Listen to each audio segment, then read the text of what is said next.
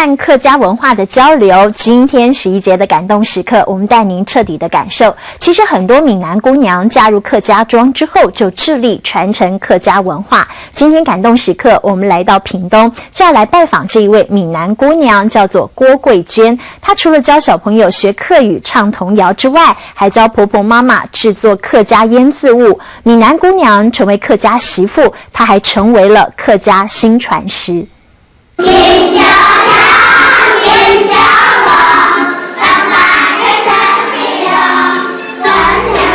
幼稚园园长郭桂娟不但说客家话很流利，还能教小朋友唱客家歌、讲客家话。酸甜的蜜糖。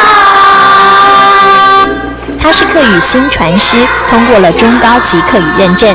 不过很多人不知道，她其实是闽南姑娘。把它念出来了，再一次。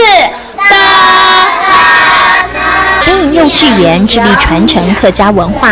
嫁入客庄的闽南姑娘，从不会讲客语到现在还能开班授课，真的花了很多的功夫。你西，再次哦，机器你西。郭桂娟努力地学发音，练习客语拼音。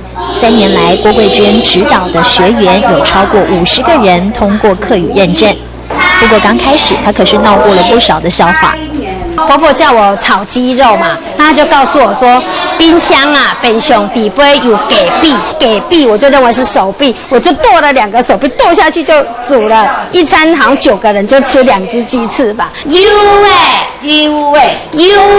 不论是多艰难的客家俚语，或是童谣，通通都难不倒她。特别的是，很多闽南学生以她为榜样，也来学客语。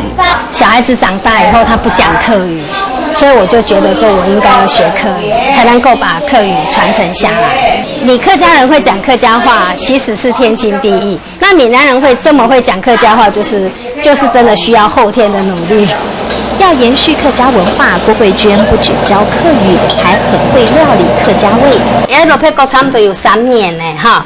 善用各种客家食材做料理，还曾经用少油少盐的道地客家菜参加客家宴席料理，大受好评。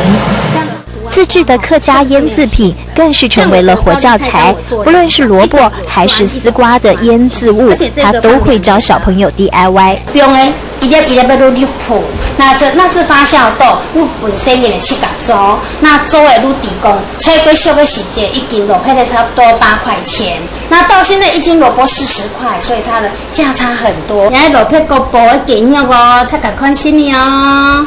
很有哦。